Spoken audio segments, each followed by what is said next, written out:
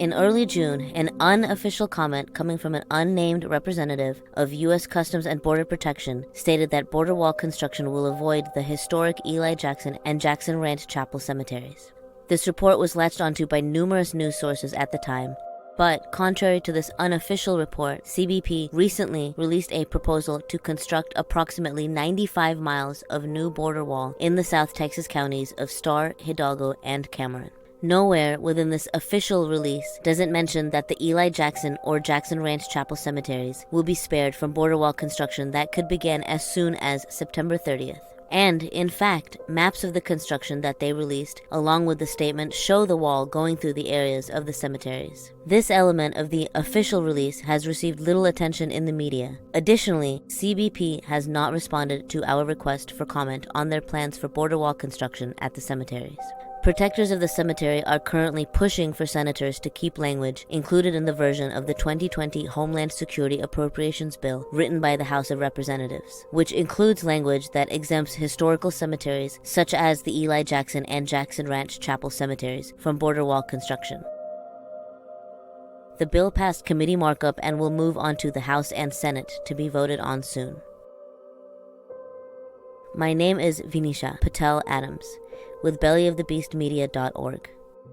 Through the creation of this piece, I lived for over half a year at Yalui Village at the Eli Jackson Cemetery, alongside the Esto'k Gna peoples of the Carrizo Comecrudo Tribe of Texas, who are protecting the resting places of their ancestors and relatives, as well as their sacred homelands of Somisek from border wall construction. Most of the singing you will hear is by Krista Mancias, the next tribal chair of the Carrizo Comecrudo Tribe of Texas. This audio piece was produced for the Indigenous rights magazine Intercontinental Cry and was adapted from an article by another resident of Yalui Village, Garrett Blair, for intercontinentalcry.org. This is Resisting the Border, Part 1. Shama piquis, colma semicle. Shama piquis, colma semicle.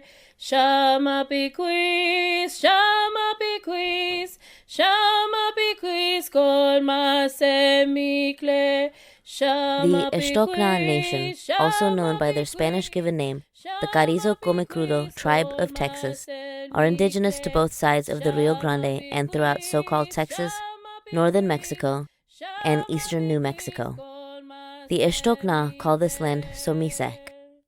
Today, the 1,600-member tribe is fighting for a future that resembles their past, one devoid of borders.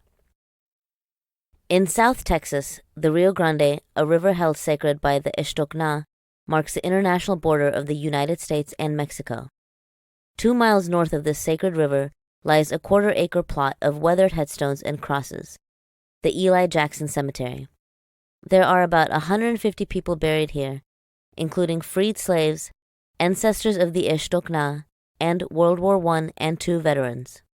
The cemetery lies just a few yards south of the earthen levee where the border wall will be built.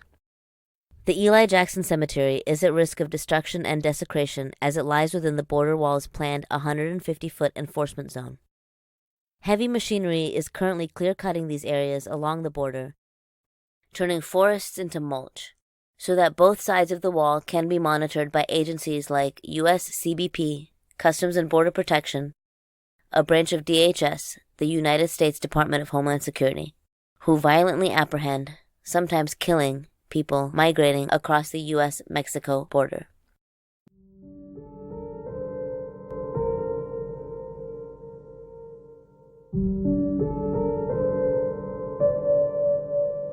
Since January 2010, at least 90 people have died as a result of an encounter with United States border agents, with many more brutalized, sometimes causing life-altering injuries, as recorded by the Southern Border Communities Coalition. One of those people, Claudia Patricia Gomez Gonzalez, a 20-year-old indigenous woman from Guatemala, had made the nearly 1,500-mile journey to the United States in order to pursue a job as an accountant and earn money for her college education. She was unarmed when she was shot in the head and killed by Border Patrol agents in Rio Bravo, Texas.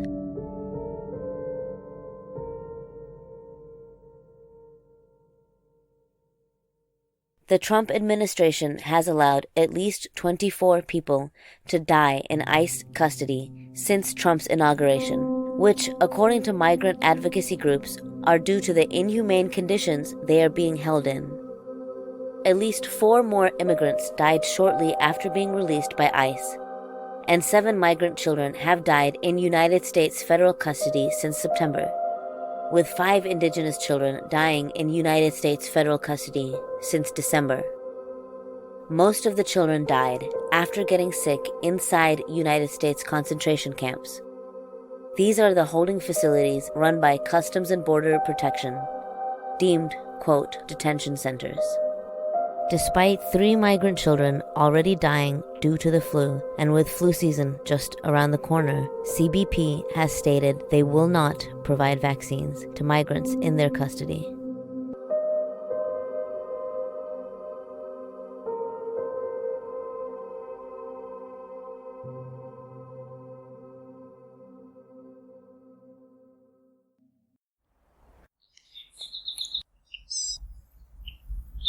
North of the Rio Grande River, in so-called Texas, the Esto'k Gna have started to rebuild their ancestral villages in the way of the border wall, and in opposition to the continuing legacy of colonization by the United States.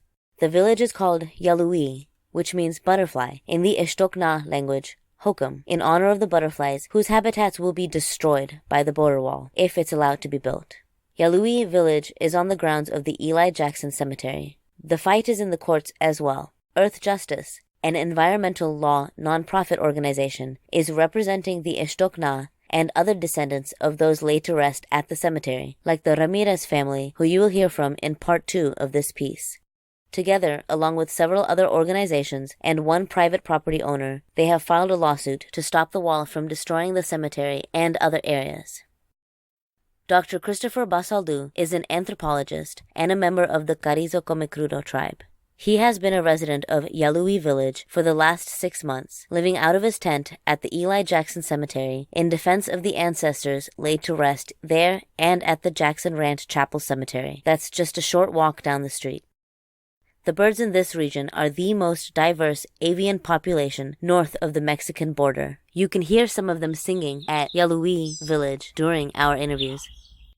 The goal is to stop the wall. The goal is to make sure that this cemetery is not destroyed, that this cemetery and the chapel are not damaged or even threatened. The goal is to educate the public about the importance of these historic sites, about Indigenous and Aboriginal history, meaning the Esto'k Gna people, to raise awareness about how humble people, whether they're tribal members or not, would be severely detrimentally impacted by the proposed wall and the accompanying proposed border enforcement zone. There are other powerful entities that were threatened by the proposed wall that have been able to fight the wall because they have access to resources. In this stretch of land here, there are people that don't have resources. The tribe is trying to stand up and give voice to the people who are deliberately silenced in this process. So one of the things that the tribe wants to do is to help educate the general public and remind people that it's a lie from Texas history and American history that there were no Aboriginal people in this area, and that the Aboriginal people of this area still exist, and the descendants of the Aboriginal people in this area still exist, even if they may have forgotten.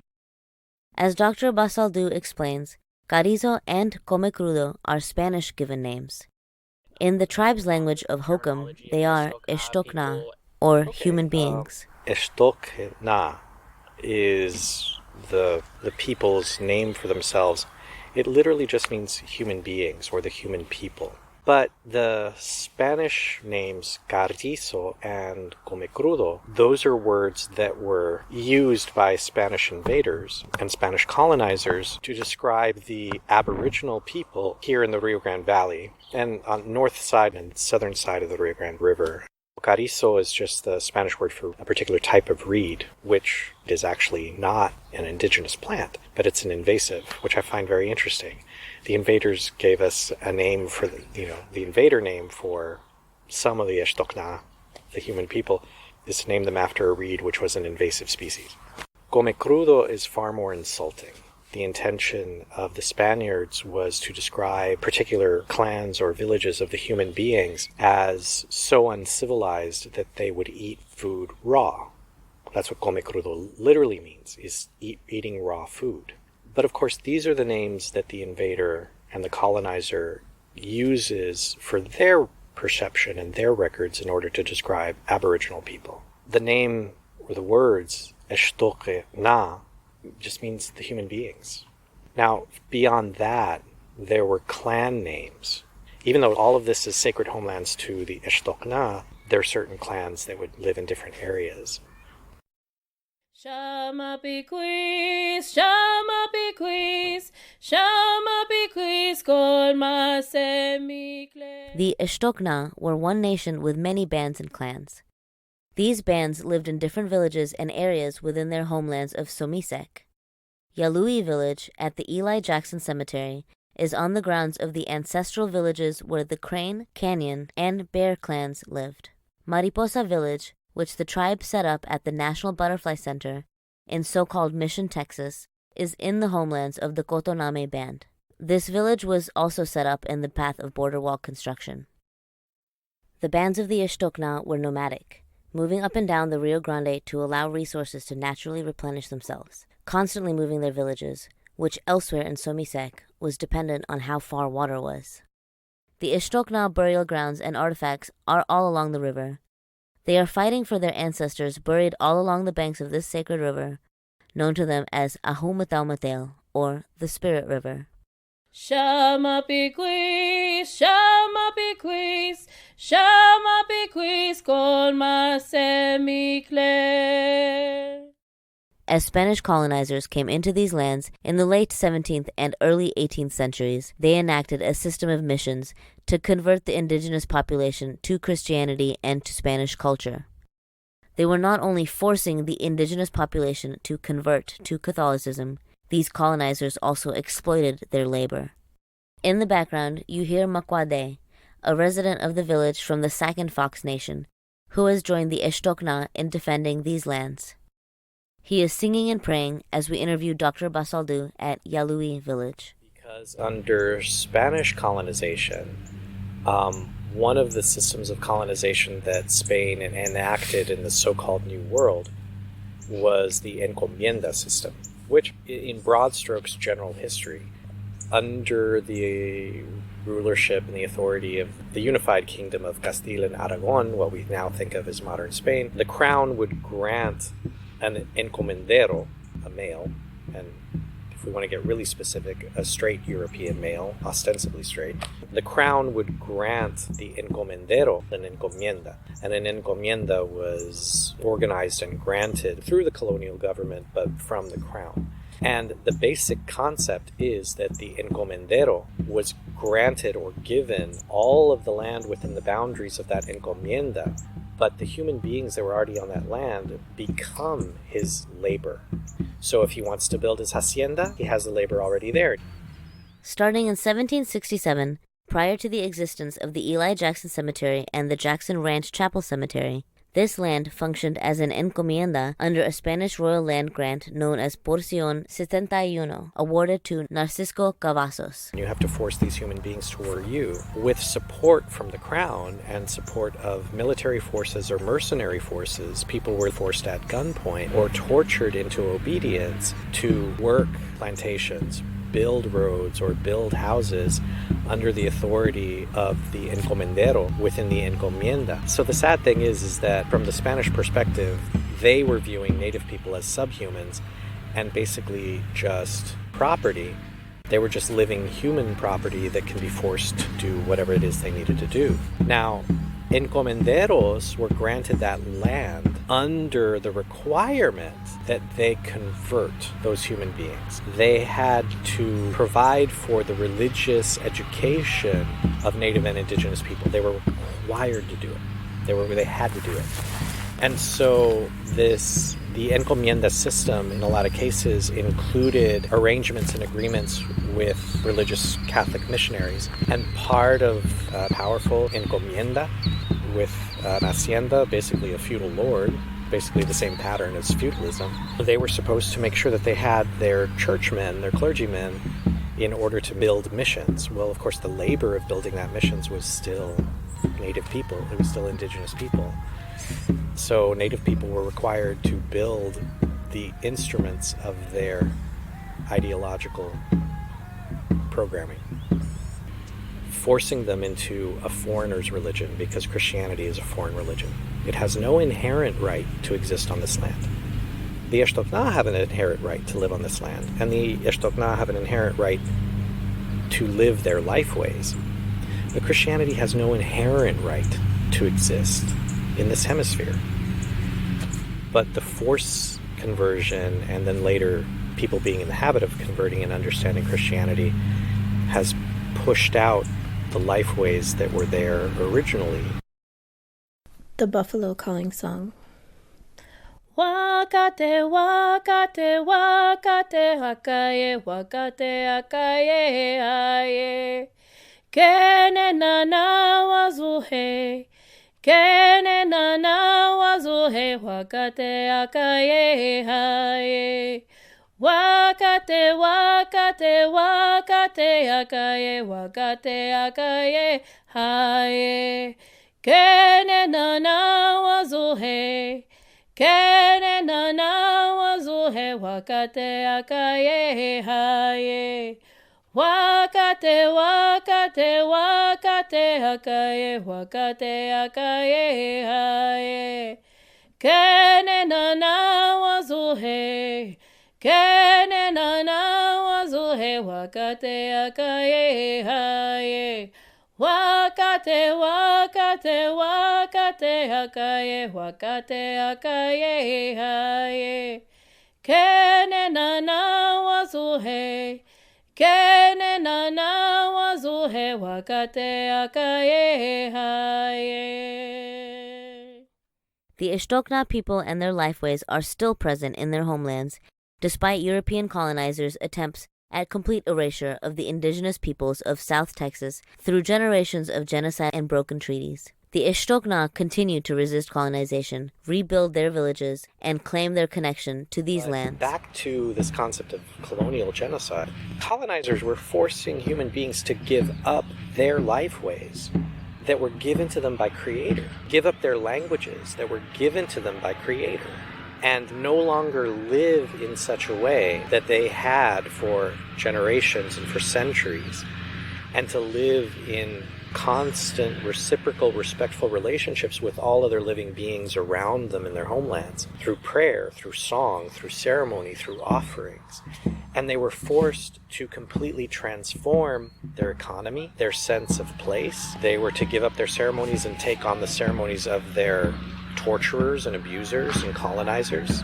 All of this was done and justified in the minds of the colonizer that native people were subhuman or inhuman or demonic. And the economic, the political, and religious forces of Europe come together in colonization in order to completely transform native people at the individual level and communal level into being second or third class Europeans on land that isn't European. Eurocentric colonization creates the history of white supremacy by saying that Aboriginal peoples in the Americas must change, convert themselves, not only religiously, but their lifeways, to all of the institutions and structures that are Eurocentric, and therefore it places Indigenous and Aboriginal peoples in this unequal power system where they're always going to be unequal because they're not the people creating the rules. It's the Eurocentric genocidal consciousness that's creating the rules.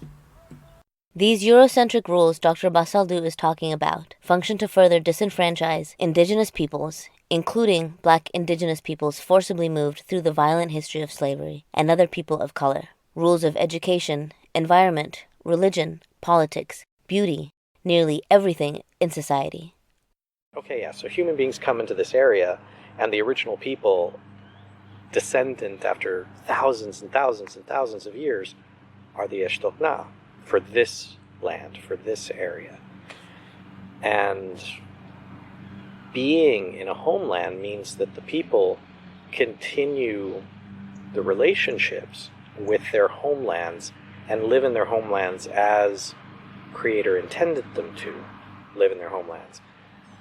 And they live in these relationships not only with each other, with human beings, but they live in relationship to the land itself, the spirit river, the sacred river, the waters, knowing where there's drinking water and the difference between non-drinking water, non-potable water, having the proper respectful relationships with other animals, which are also sentient beings, right? And other plants, which are also living beings with a spirit. And on top of that, a lot of these different relatives, plant relatives and animal relatives, have power or have medicine or have knowledge that help the people have a better life. What's awful and horrible about invasion and genocide and forced conversion and colonization is that breaks those relationships. That forces the people to adapt to a less respectful life way. And it's the healing of those relationships, I think, that would heal the people, and vice versa. When I talk about healing, living in a way that restores the respectful relationships between the people, not just individual natives, but indigenous people, to their homelands, to their sacred history, to their ancient ceremonies, and to their languages. That's what I mean when I talk about healing. Reading the names off of the headstones at the cemetery, one might not immediately recognize that many of these ancestors are Esto'k Gna. Spanish and English colonization and invasion resulted in the Anglicization and Hispanicization of names. Non-Spanish language names were changed to spellings nearer to Spanish or English sounds, or completely replaced altogether with similar or equivalent to Spanish or English names.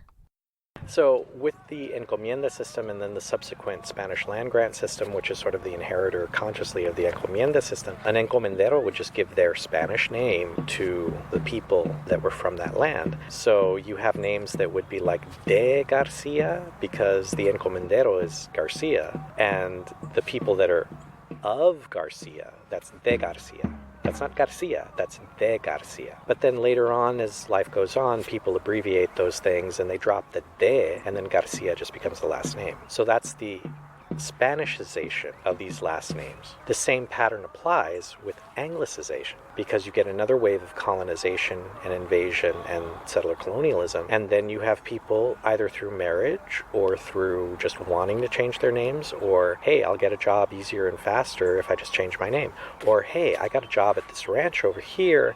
They don't know how to pronounce my first name or my last name, so they just gave me a new name, and then that person takes over that name in the future, and that's the Anglicization process of those names. So English and Spanish both being foreign languages, being colonizer languages, oppressor languages, in order for people to adapt to the systems that they've been left with, even if they're in a negative position of power, they're still adapting in order to survive and give life to the next generation. Well, after 500 years of that, of course Native people are going to have Spanish last names. Of course Native people are going to have English last names, or whatever other colonizing language, French, Portuguese, German. That's how that happens. Prior to the organization and establishment of the United States of America, into colonial eras, into colonial times, where you have colonial governments with a documented history of interaction with native groups as nations. As the United States, after its establishment, kept its genocidal campaign of land theft and resource theft by expanding westward, it came into contact with ever more native and indigenous people, because it's a lie that the land was empty. It's a self-comforting, self-serving lie that the United States of America has to tell itself in order to assuage their conscience and believe that the land was empty, and that the pioneers and the settlers they were just so brave, and they went westward and established themselves, and they worked hard, and then they made themselves rich. No, most settlers that were going westward were a bunch of filthy people who were psychopaths and murdered native people in order to steal their land and to take their resources. So throughout that process, the United States recognizes who are sort of the leaders of any particular native group in order to make a treaty with them or to make an agreement with them. And that history is pretty fraudulent as well, because the United States was going to choose the people that they thought were native leaders, as opposed to, in many cases, they were not talking to the actual leaders. It was just easier from the United States' perspective to just say, no, we're going to appoint these particular native people to be the ones that we're going to interact with. We're going to make an agreement with them. We're going to recognize them as the authorities even when they weren't. And so hence taking of land in that regard, even if it was by treaty, was fraudulent because they weren't talking to the right people. The deer calling song. Kihu, kihu, akaye. Kiryu, kiryu, akaye. Ayema bayeselaye. Ayema bayesel. Many descendants of the Esto'k Gna come from families who have never moved away from the area of their ancestral homelands, like Dr. Basaldu. They have survived colonization, forced forgetting, and 5 centuries of genocidal and racist laws and policies. Kiryu, kiryu, akaye. Ayema bayeselaye. Ayema bayesel. Kiryu, kiryu, akaye. Kiryu, kiryu, akaye. Ayema bayeselaye. Ayema bayesel. Still, the tribe is not formally recognized by the United States or by the state of Texas. It's tough to talk about because on the one hand, now, in the contemporary period, Native nations that have federal recognition have at least some form of economic benefits. Now, these economic benefits are minuscule. They do not represent in any way, shape, or form what the United States government agreed to provide for Native nations and Native people. Not at all. And if we were to try to calculate the amount of whatever benefit the United States owes all Native nations, it's incalculable. And the United States has gotten away with, if they're going to be, here's a metaphor, paying rent to Native people, they owe back rent. The United States has never fully given back to Native people what was contracted through treaty processes. Okay, well, back to the Esto'k Gna. One, as a people, we don't need the United States to tell us whether or not we exist. We know we exist. We don't need the state of Texas government to tell us that we exist because we know we exist. On the other hand, there might be some minuscule economic benefit in being recognized by the federal government and demanding from the federal government some form of recompense. But then the flip side of that is, under current United States legal systems and economic systems, any federally recognized tribe comes under the control and surveillance of the Department of the Interior through the Bureau of Indian Affairs and is, under some control and surveillance constantly by the federal government. In that regard, why would any indigenous nation want to give up its autonomy and sovereignty to recognize the United States as somehow being politically superior? And that's the conundrum.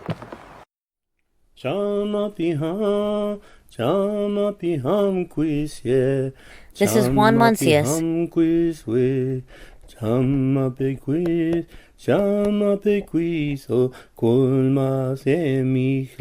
Chair of the Carrizo Comecrudo Tribe of Texas.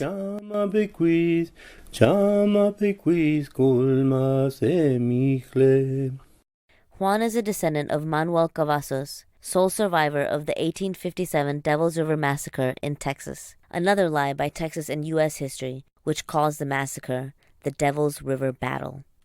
Juan has spent his life fighting the environmental destruction of our Mother Earth, advocating to stop fracking, fracked gas terminals, and new oil and gas pipelines throughout Texas. He also educates people about the Esto'k Gna's lifeways and teaches the Hokum language. He is one of many members of the tribe who lead the Esto'k Gna people's struggle to stop the border wall as they rebuild their ancestral villages along the sacred Rio Grande.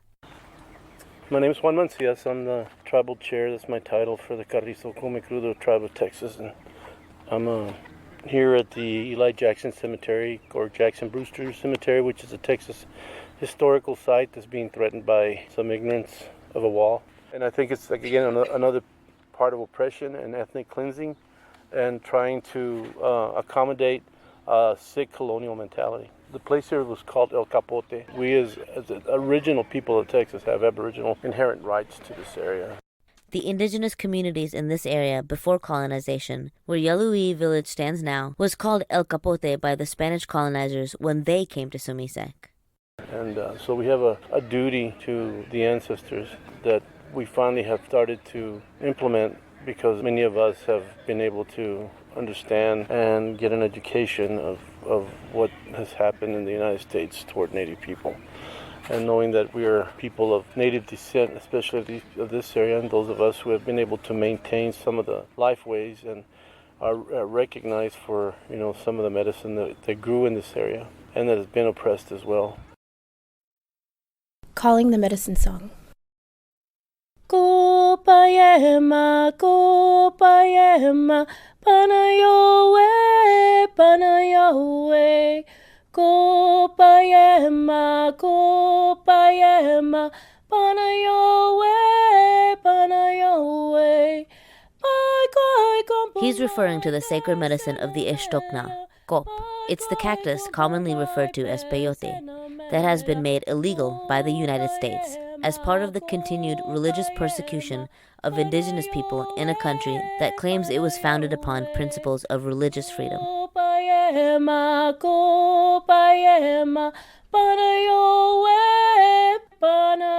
We are speaking out for our sacred sites. We're only focused on one thing here, and that's the wall, and we're talking about building these villages to be able to do that. I think we can do this. I think we can build villages all along the Rio Grande, and basically we're going to make stands like this everywhere we go, everywhere that they want to, put this monstrosity. But we got to stop it. I don't think people realize that from where the levee is right here to where the river is, where the imaginary border is, it's over almost 2 miles, because this wall here in Texas is not going along the Rio Grande, and that imaginary line is in the middle of the Rio Grande. People need to understand that you're being lied to, and Texas needs to realize that it's got to implement its states' rights against the federal government in this case, and say, no, you can't do this anymore. Mm-hmm.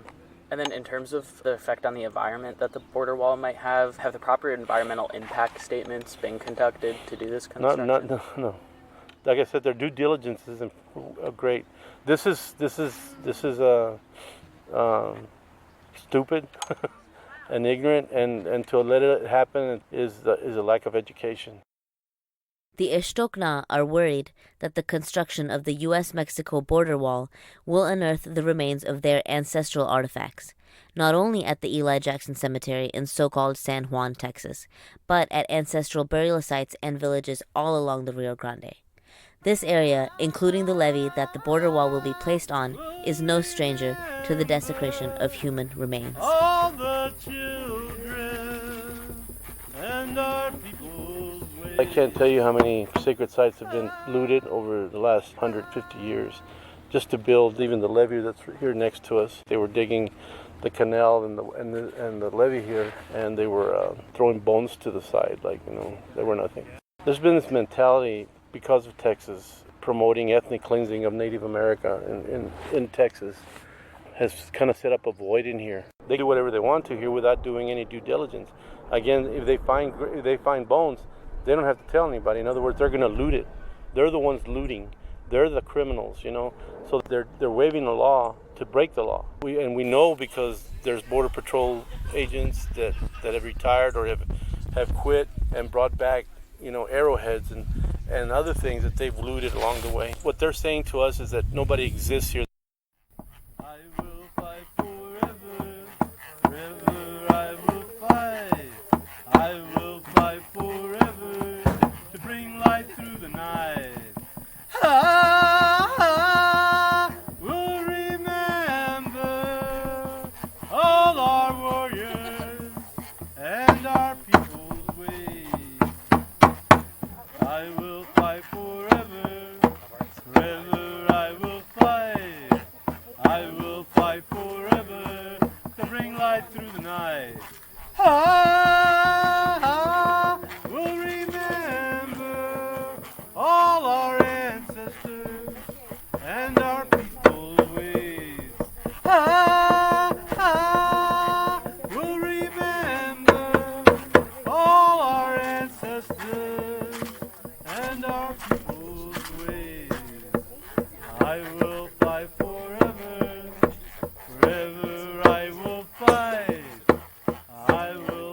Eli Jackson Cemetery, along with other burial grounds along the Rio Grande, would normally be protected under federal laws like the Antiquities Act, the Archaeological Resources Protection Act, and NAGPRA, the Native American Graves Protection and Repatriation Act.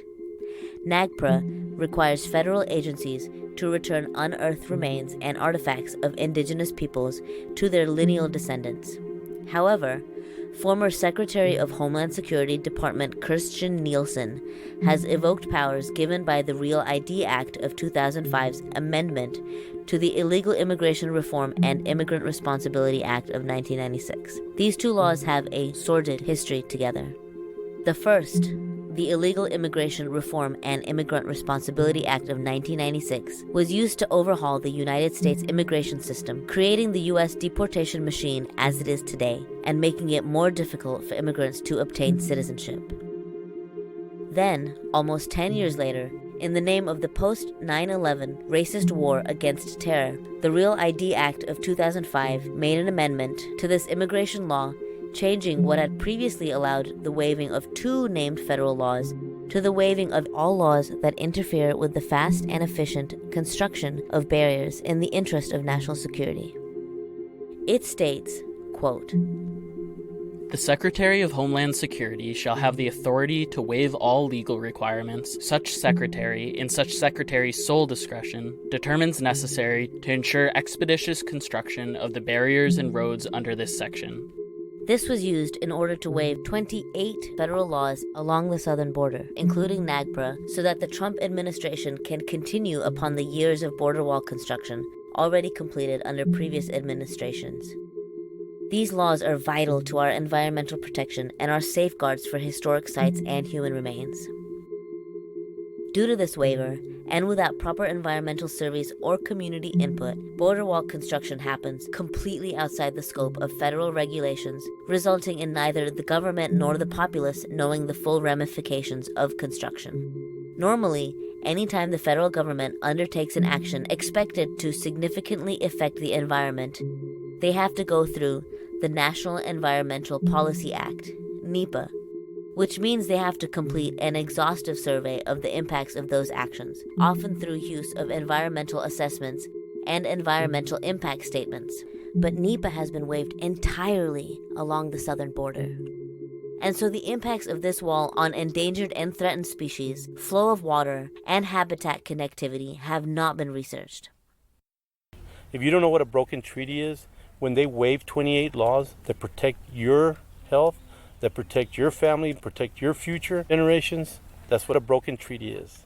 Those 8 laws that were waived are treaties. So they're breaking treaties, and we're talking about 1.5 miles from here where they're going to be digging up our bones. Later on, they can dig anything they want to in this land. There's a common denominator here. The bottom denominator is the land. The land's what owns us, and it owns that native part of who we are. And we have a duty and a responsibility to that land, because these are our ancestors. You're walking on them, not just because you see the graves behind me, but even out here where they've built these fields, there used to be nothing but forest out here. There's a deforestation that's occurred through the gentrification of the valley, of the delta here, and it's starting to happen all the way up the river. Border wall construction has already begun in so-called South Texas, in Somisek, lands of the Esto'k Gna. It has already caused environmental destruction of critical wildlife corridors and refuges. Only 5% of the native riparian, floodplain, and wetland habitats remain along the lower Rio Grande and its local tributaries. The border wall is planned to further destroy the remaining habitat by impacting over 13,000 acres of wildlife refuge tracts in Hidalgo and Starr County alone. The U.S.-Mexico borderlands is one of the most biologically diverse regions in North America. Stretching from San Diego, California, to Brownsville, Texas, there is a diverse patchwork of wildlife habitats, from the Sonoran and Chihuahuan deserts to the subtropical, semi-arid, and densely forested Tamaulipan thorn scrub in the Rio Grande Valley by the Rio Grande.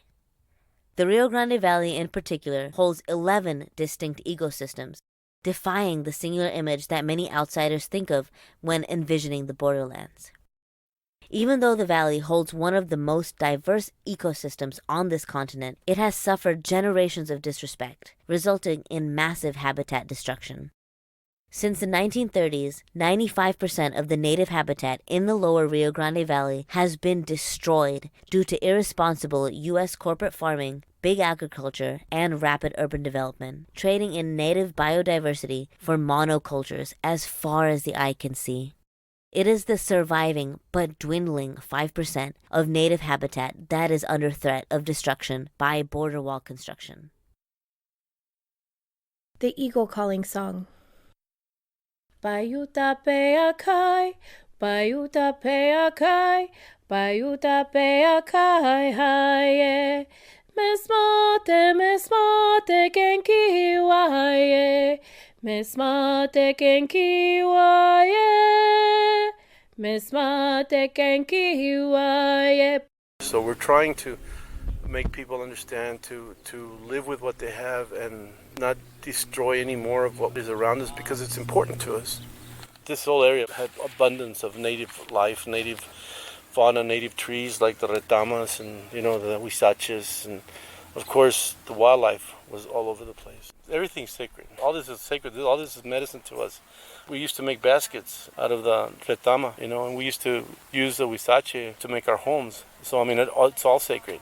These trees here are native to here, the huizache and the hackberry. These are all needed for the woodpeckers and for the flickers and for the other animals that come through here that nest here, and also for the butterflies. So we had dances to the ocelot and to the bear and to the deer. We still have our dances. We stand up for our rights, especially for our original inherent rights of the land, to protect it, to maintain it, to preserve it. That means we're preserving our tribal identity as well. Bayuta peakai, bayuta peakai, bayuta peakai haye. Mesmate genki waye. Mesmate genki waye. Mesmate genki waye. Bayuta peakai, bayuta peakai, bayuta peakai haye. Mesmate genki waye. Mesmate genki waye. Mesmate genki waye. Bayuta peakai, bayuta peakai, bayuta peakai haye. Mesmate genki waye. Mesmate genki waye. Mesmate genki waye. In late January, the family members of those buried in the cemetery and allies came together to clear out the brush and trash there and to build Yalui Village. When we first came here, this place was all covered. You couldn't see any of this. The only places you could see was over here in the corner, and we had to walk through high grass to get to the other graves. We didn't know that there were these many graves, and once we started clearing it, we started recognizing that there were other burials here. This is considered one of the freedmen's cemeteries here because it was part of the Underground Railroad. So we want to make sure that we emphasize these things of what we're doing here. We're really taking care of the things that are here, taking care of our relatives that are here. They're going to have to move us, some way or the other. We're not leaving here. Our direct action is that we're here. And we're here on the cemetery to protect it. This is occupied land. I think they need to understand what culture is. They need to understand the history of this land before they even decide to put up a wall. And just because we crossed, a lot of us crossed that river, doesn't mean that that's Mexico and this is the United States. That's still Somisec. That's still where our people live over there. Our relatives live over there. So we haven't forgotten who our relatives are. We're not disconnected. All the way down to Tierra del Fuego, those are native people, and we have some connection with them in some way. There were trade routes all the way down there, all the way up to the Arctic Circle. There were trade routes. And that's documented with places where people would meet to trade, like the Fallen Timbers and Rescate Canyon up in South Texas, Paladuro Canyon. These are documented. We got to stop being colonized as native people. We are of this one people, We are of this one people of this land. There's an inherent right to migrate. If these people are coming and seeking asylum from being oppressed themselves, they shouldn't be oppressed here by people that really don't have any claim to this land and want to make laws and then, constitute policy and make people criminals because they help people like that. If those people come across that river and they ask for asylum, they need to be given asylum, and that's the law. They still have the right to have asylum. That's every human right. The thing is that we understand the whole idea of inherent rights of migration, and we continue to speak about that because they only find it's okay for them to migrate from across the ocean and come this way, and that's fine with them, The thing that they're doing here is that they're just making it harder for us to accept that there's got to be some healing with this racist society that we live in. And the healing's got to start when they realize that they're the racist, and they are being awful to people of color. Mataya haye kwampa, mataya haye kwampa, mataya haye kwampa, mataya haye kwampa, mataya haye kwampa, mataya haye kwampa, amato mete kwampa, amato mete kwampa.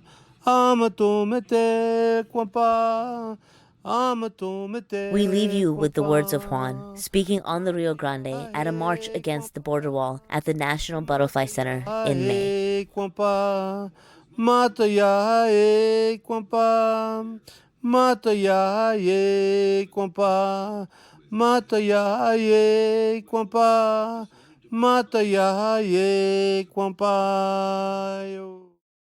When they don't do due diligence, when they don't do a real understanding and a research of the history of this land, then it's oppressive to the people of the land.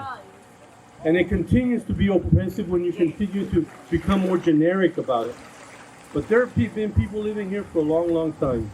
And all we're saying is we're here to help. We're here to collaborate with everybody. We're not here to say we're better than anybody.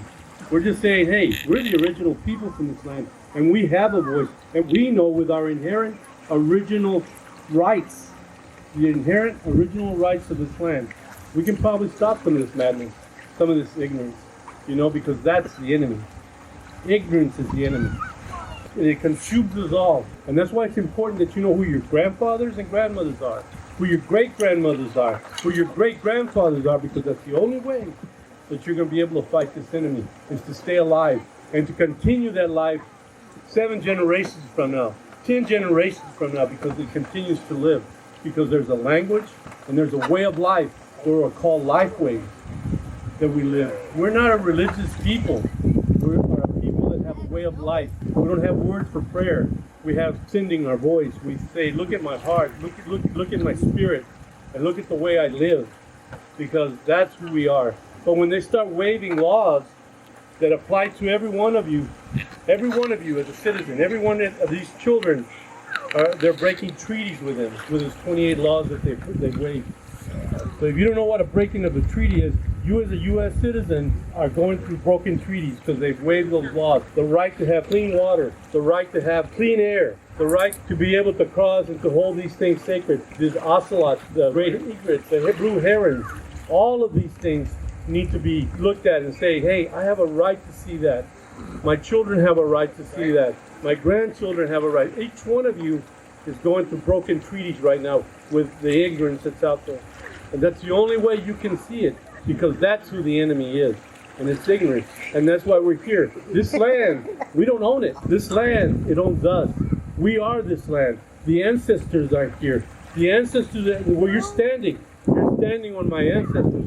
For over 10,000 years, they've been part of this land. And that's why we stand up with you on all of this. They're disrespecting your relatives, and they're actually disrespecting my ancestors when they do that, and our ways of life.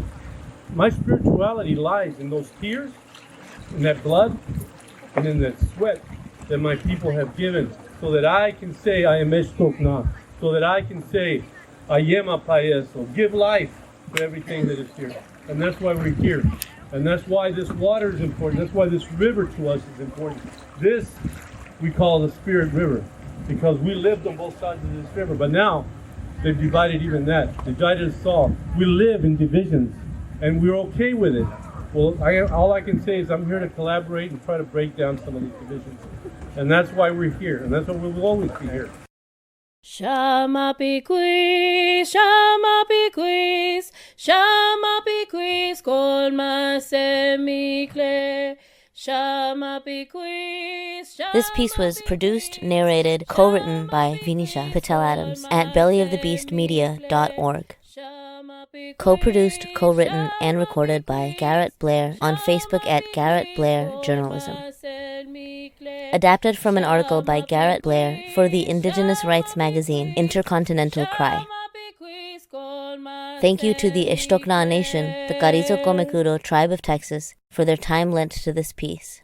To get involved or to find out more about their efforts in protecting their sacred homelands of Somisec from border wall construction for generations to come, go to Carrizo Comecrudo Tribe of Texas.org or on Facebook at Yalu'i Village or Carrizo Comecrudo Tribe of Texas.